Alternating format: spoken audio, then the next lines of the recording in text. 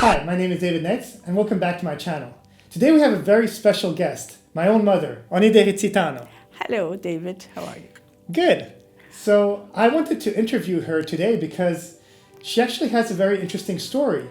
Being born in Egypt and Cairo and having a family who lived in many different countries, I just thought that it would be very interesting to have her on camera and maybe tell her story, especially that her father and also her grandfather, which would be my great-great-grandfather, was a musician, and then my grandfather was a musician too, including his siblings and all that, and they actually lived off of just making music and living off of that.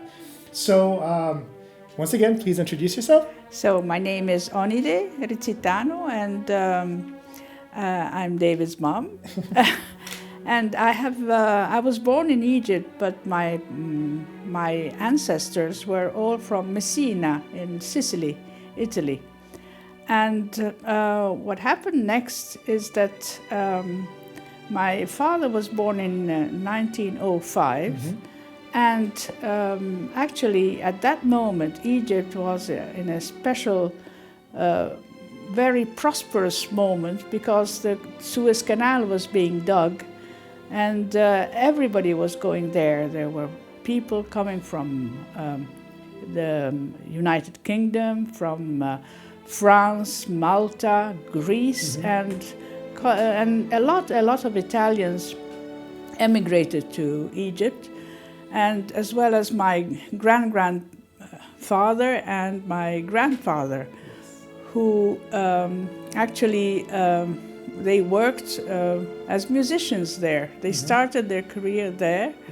And when my father was born, he already, at the age of 3, he was capable of playing the mandolin. So actually he was a natural. Yeah, a virtuoso. A virtuoso, right? A virtuoso, yes. But we also must take note of the fact that my mom's grandfather, so my great-great-grandfather, was a music teacher too. He was teaching kids. Yes, so actually my father actually learned very young how to play the mandolin, the violin, the piano, and later on when he was about 8 years old, at that moment there were no real frontiers, no passports were required, so a lot of people also emigrated in other states like for example, they emigrated in Argentina, and they stayed there for many years until the 1930s. In Argentina, I have to say that my father started going to the conservatory, music conservatory, so he actually was taught better classical music and all sorts of musics that you can learn. And at that time also, they used to work, my grandfather used to go with his siblings to cafes and play or cabaret, and they used to all play together. Yes. So that's my father, because he was better than all the rest actually. He was superior without being, boastful. He made his family live very well because he was earning some money and he kept the family going. So he did the cafes, he did cabaret, he did circus, and he did also he used to go and play the piano when there was the silent movies. Yeah, when the silent movies were playing, he would accompany them, and of course there was a lot of improvisation. Yeah, right? Improvisation, yeah. It was a lot of improvisation anyway. Plus, later on, as he was growing, it was also, Argentina is famous for their tango music.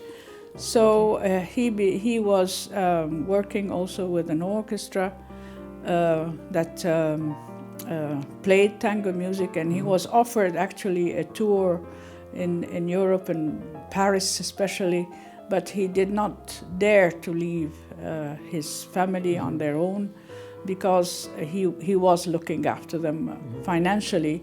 And at that time, they had no computers, no bankomats, no credit cards. It was impossible to. So it was very difficult to communicate with the other people. So it was not possible for him to just abandon ship. Anyway, that's a very very praising thing for him. But it's maybe stopped a little bit his career, or international career. Later on, in the 1930s,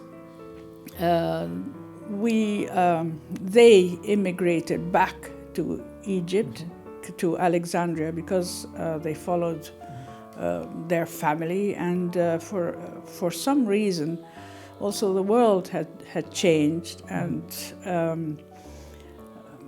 we were maybe very close to the Second World War.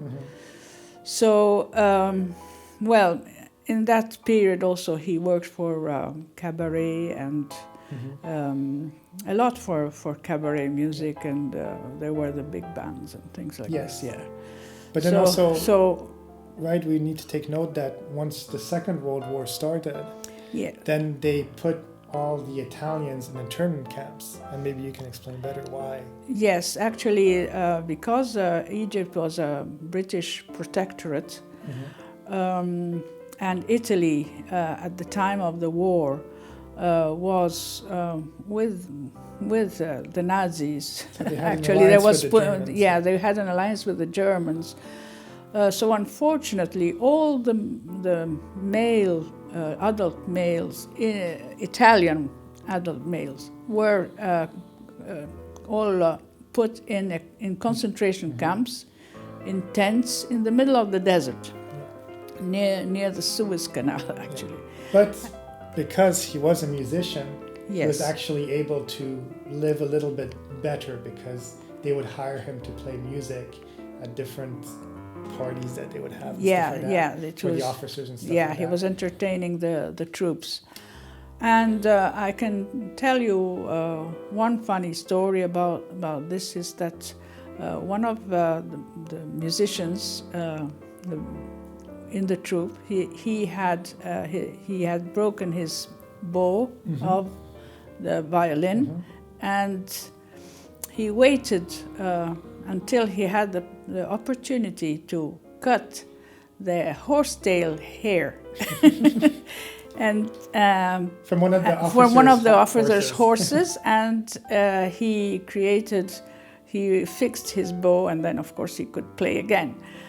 Of course, the officer was very, very disappointed, and they looked all over the place to find who was the culprit. But in reality, I mean, it was not too bad, and the horse was very happy to give some hair. The horse didn't mind, and in the end, they never found the culprit, and that was anyways, it. That's it. Another, a little bit of a different story that my father told me was about, the food was not fantastic, and they used to serve bread that contained parts of cockroaches, because the flour was just kept in a badly, and cockroaches would go. And also it was cooked and not enough cooked, so it was very, very soft and damp. So what they did actually is they used to slice it. He used to slice it and put it to dry in the lovely desert that Egypt has, and it also took away any bacteria that could have been in that, and actually I must say that it didn't kill him. He did eat it, and he lived up to the age of 95. Yes. So, which doesn't mean that you love eating. I don't. Insects. They want to make us eat insects, and maybe they have no client with me. I don't want to do that. But anyway. So after the Second World War, Yes. they did release everyone, and he was a Yes. free man. Yes, they But- had difficult times, of course, because they had lost a lot of people had stopped their businesses, and of course everybody managed to go back to some kind of work. My father instead found another job, and because he was complete musician, he did start working at the opera house. Now the opera house of Cairo has been built as a right exact copy of the Scala of Milan. Yes. So it's a one-to-one copy Yes. of the same opera house in Yes, and because Egypt was a place with some kind of romance because of Aida and the pharaohs, and they started, the first opera was the Aida, and everybody was, all the heads of state and the king. There was a king at the time, and everybody. It was a lovely theater, and it was beautifully furnished. So they had all the biggest operas, all the biggest plays, yes. all the biggest ballets from Russia. Yes, from Russia, from America, from France, and from England, the London Ballet. So actually, unfortunately, after in 1971, yes, this opera house burnt. It was an accident, maybe. But it was built like a bit the Notre Dame with a lot of wood, and there was a lot of wood, and also the material for stages and all these things. They really caught all quickly fire, and they were unable to extinguish it on time. Yeah. So this building actually has practically disappeared. And it's very sad because this building was actually built in 1869, and by the time it burnt, it was 1971, so it was 102 years old. And it was really one of the most beautiful buildings out there, and it was just really beautifully made. So yes, it's a big loss. But they did rebuild something else. They rebuilt not on the same place because that became a sort of garage.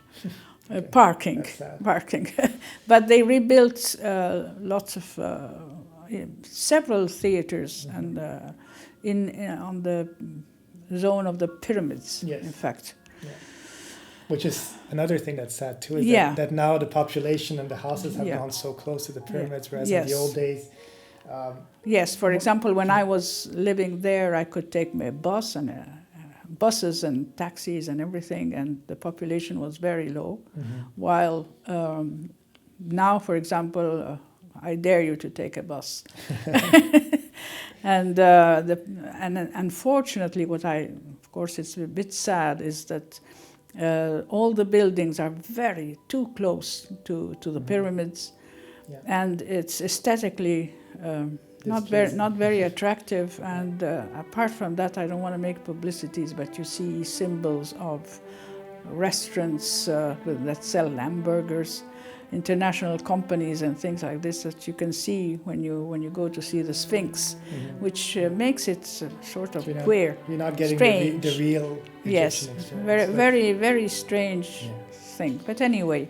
So after 1971, the burning of the opera house, then slowly the family started moving back to Italy. We actually at that stage, contrarily to the 1905, which money was gold, there it really has had no value at all. So whatever you did, whatever you worked, was for nothing. So Egyptian money was basically worthless. Really worthless. So my parents and everybody, we decided to go back to Italy, and there my father started, because he never gave up. He worked up to 81 years old, but he was teaching students to play the piano. Yeah, private lessons. Private lessons, yes, private lessons for him. Yeah, And so that's the story of my father. Yes. Of course, there are other stories about other things, but it's Yes. too long. But as a last note, I'd like to ask you, having grown up with all these musicians and growing up with virtuosos and all that, like, how do you feel about music? How did it impact you? Yes, actually, I have to say that because my father was so good, and also his brothers, I must say, were also good. But actually, I sort of felt that I wasn't good enough, although I've learned the piano. But at some stage, I'm sort of running away from music, and I just. It's too sad also to remember all that. Yes. Because I used to walk in the opera house, and they used to greet me saying, the daughter of the maestro is coming in, or something. Yes. But anyway, now it's a bit sad. That's it. But on a really cool note, my grandfather did actually play as a musician, the character of a musician, in a movie, in an Egyptian movie that was filmed in 1961.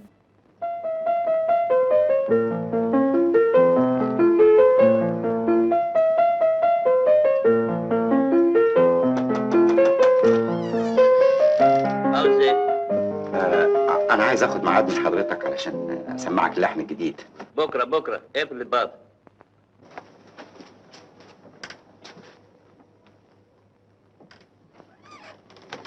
اتفضلي كملي.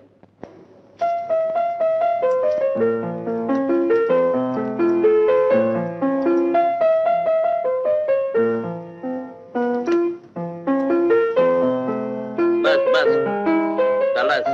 خلاص ايه؟ ارتبط. انا ما خلصتش. معلش بكرة.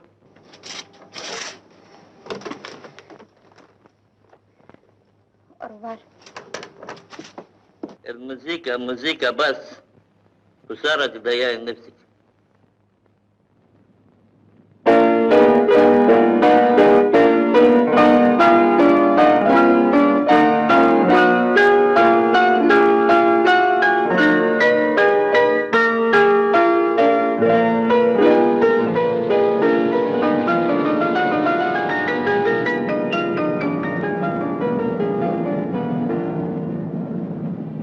Anyways, well, thank you for coming on the show. Thank I you. really love these stories. Thank you for and having me.